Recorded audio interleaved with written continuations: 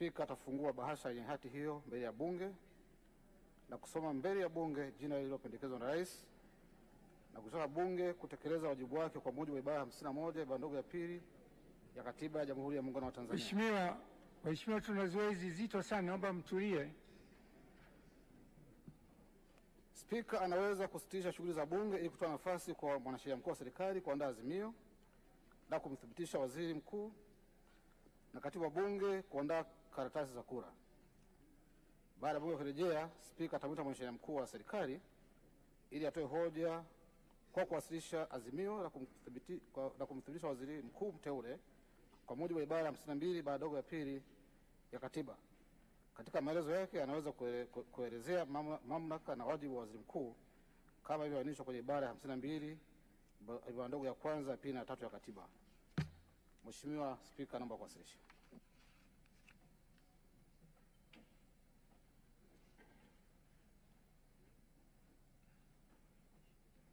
Mheshimiwa Bunge, leo hatutengui kanuni za Bunge sababu anayeleta hati hiyo ni mwanajeshi na ni askari, na wao wana fursa kuingia ndani kwa mujibu wa kanuni zetu.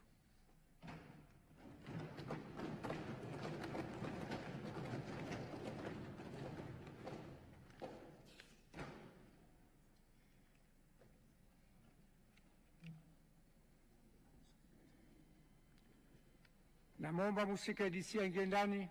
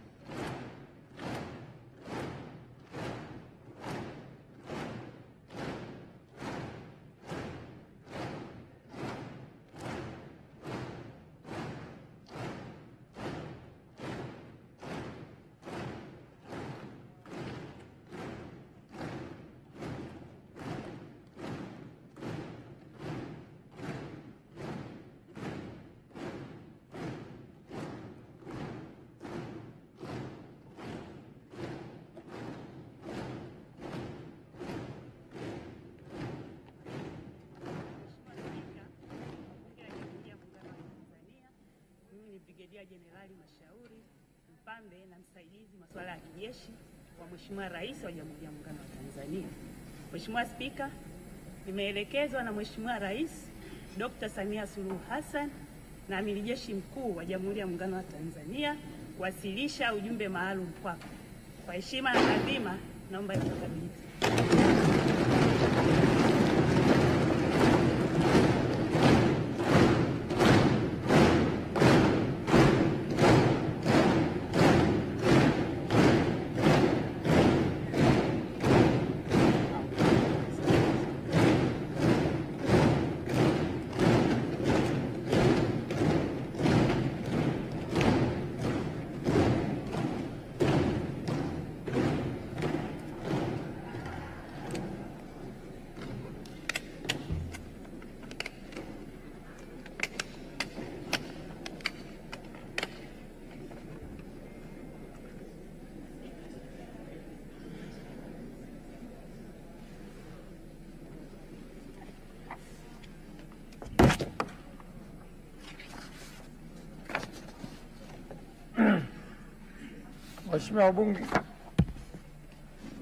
Waheshimiwa wabunge, uteuzi wa waziri mkuu wa Jamhuri ya Muungano wa Tanzania.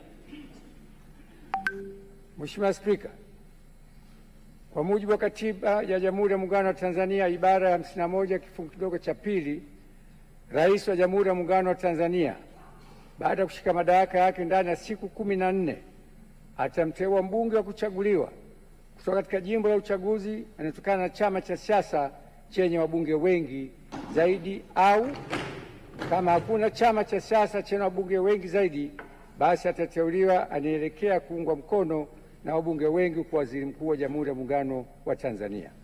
Hata hivyo, waziri mkuu atakayeteuliwa hatashika madaraka hayo hadi uteuzi wake umethibitishwa na Bunge kwa azimio tutakaoungwa mkono na kura za wabunge walio wengi. Hivyo, kwa kutekeleza matakwa hayo ya kikatiba, nimemteua Mheshimiwa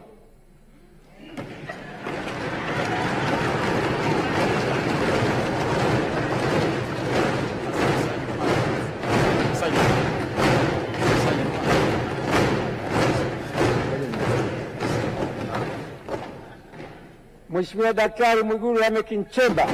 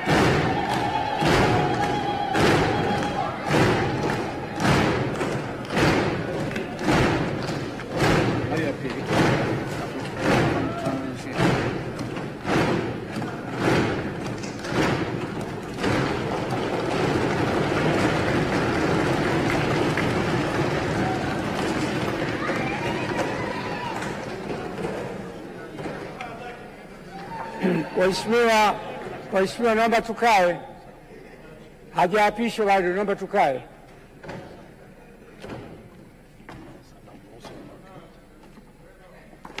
Sasa namruhusu mwakilishi wa Mheshimiwa Rais aweze kurudi kwenye majukumu mengine. Asante sana kamanda.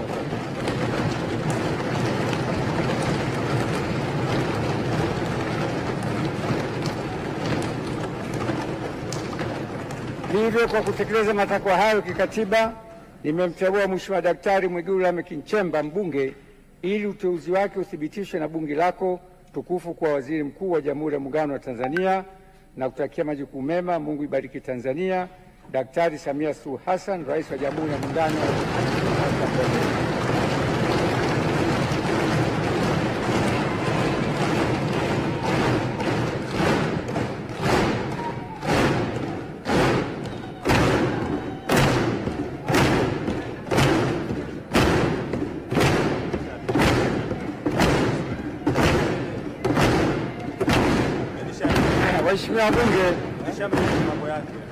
Waheshimiwa wabunge, kwa vile jina hili likija hapa ni siri, naahirisha bunge kwa nusu saa ili katibu akandae, na sitisha bunge nusu saa ili katibu akandae ballot paper. Mwigulu Lameck Nchemba, miaka yake 50 hivi sasa. Alizaliwa Januari 7 mwaka 1975. Pasi na shaka wananchi kutoka Makunda pale wilaya Iramba watakuwa na ndelemo, vifijo na vigeregere. Kijana wao kutoka Singida ndiye ambaye ametajwa hapa kuwa waziri mkuu ajaye wa Jamhuri ya Muungano wa Tanzania. Watakaothibitisha ni bunge, kama ambavyo ibara ya 51 ya Katiba ya Jamhuri ya Muungano wa Tanzania fungu la pili linavyosema, na majukumu yake yakiwa katika ibara ya 52. Mwigulu Lameck Nchemba naye alikuwa aamini ni kama alihemewa baada ya jina lake kutangazwa kwa yale ambayo yalikuwa yanatokea.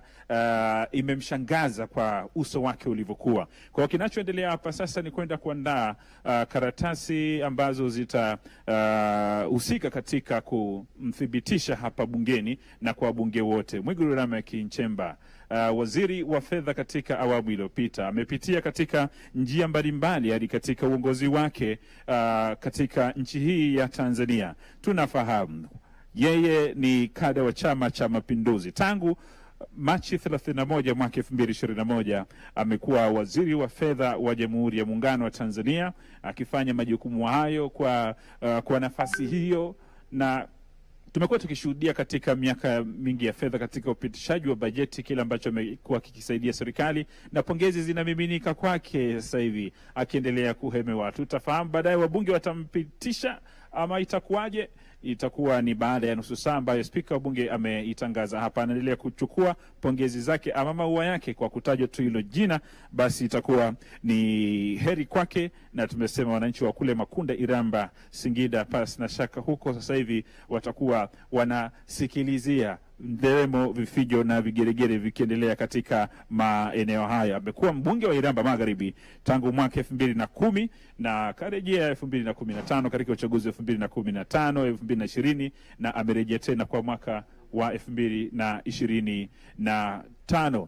Wakati hayo yakiendelea, tukisubiri mchakato huo wa kurejea hapa kwa ajili ya zoezi la uthibitishaji, na kwa mujibu wa katiba ya Jamhuri ya Muungano wa Tanzania, kama akithibitishwa hapa, basi shughuli itakayokuwa inafuata ni kuenda kuapishwa na Rais wa Jamhuri ya Muungano wa Tanzania. Mwigulu Lameck Nchemba ambaye ametajwa hapa baada ya jina lake kuletwa na mpambe wa Rais Brigadier General Nyamburi Mashauri kwa spika wa Bunge la Jamhuri ya Muungano wa Tanzania, na hayo ambayo yamewekwa hadharani yanasubiriwa huku pongezi zikiendelea kumiminika kwake. Tupitie tu baadhi ya mambo ambayo yanamweka Mwigulu Nchemba katika nafasi hiyo na uzoefu wake kwenye utendaji. Huyu ni mchumi mbobezi kabisa, daktari wa uchumi, Dr. Mwigulu Nchemba, na tunakumbuka Mei mwaka 2020 yeye aliteuliwa kuwa waziri wa Katiba na Sheria baada ya kifo cha aliyekuwa waziri katika wizara hiyo, Dr. Augustine Philip Mahiga. Pitia katika nafasi mbalimbali ikiwemo waziri wa mambo ya ndani ya nchi, lakini pia waziri wa Katiba na Sheria, na sasa nafasi hii akichukua itakwenda kumtengeneza kuwa waziri mkuu wa 12 wa Jamhuri ya Muungano wa Tanzania. Tangu taifa letu lipate uhuru mwaka 1961, muungano wa Tanganyika na Zanzibar, tukapata Jamhuri ya Muungano wa Tanzania mwaka 1964. Hii shughuli Mwalimu Julius Kambarage Nyerere akisimama kwenye jukwaa kama waziri mkuu wa kwanza kabla ya kuwa rais wa Jamhuri ya Muungano wa Tanzania mwaka 1961, lakini akampisha mzee Mfalme Rashid Kawawa ili aende kukijenga chama. Lakini baadaye tulipokuwa jamhuri mwaka 1962, uga ukarejea kwa mzee Kawawa na Julius Kambarage Nyerere, yeye akawa rais wa Jamhuri ya Muungano wa Tanzania. Hivyo basi wale wote waliopita katika uga huo kulifanya taifa la Tanzania kufikia hapa lilipo, kwao ni kongole, na yeye atasimama kama kiongozi wa shughuli za serikali hapa bungeni, na tunasema ni kiranja ambaye atakuwa kiunganishi baina ya serikali ya Tanzania lakini pia na bunge la Jamhuri ya Muungano wa Tanzania.